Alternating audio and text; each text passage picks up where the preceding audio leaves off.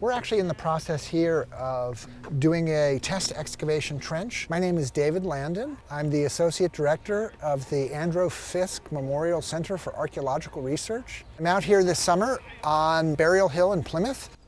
We're out here with a group of students who are actually taking this as a class through the College of Advancing and Professional Studies at UMass Boston. We realized very quickly we needed to have a big sign so that people driving by could read the sign and see what it was we were up to. Our long-term goal here is to try and see if we can find some preserved remains of the original 17th century fortified settlement of the Plymouth colony. One of the most surprising things has actually just been how deep we've been having to dig. There's a small metal strap in the wall here as There's been a ton of landscape change going on here, and the buildings were cut very deep into the ground, and then the hill has been built up a lot, and the grade is much steeper than it used to be. So we've just been having a lot of challenge and a lot of fun even finding the bottom of these holes and finding a lot of cool artifacts along the way. Some pen nibs and an inkwell and maybe a compass and some other kind of artifacts that were associated with the school. So we have a whole bunch of different kinds of ceramics. This is kind of a transfer printed blue, very common in the first half of the 19th century, so maybe 1830s or so,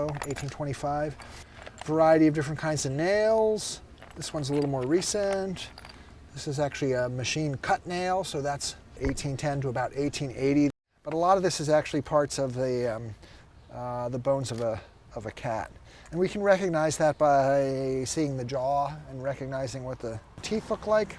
We're going to take this back, and one of the classes that we run in the fall actually is going to learn how to kind of sort and catalog and identify a lot of this material. So the students will have a chance to kind of work on the collection that we recovered from the site. And the artifact collections are ultimately going to come back here to the town of Plymouth and be curated at Plymouth Plantation.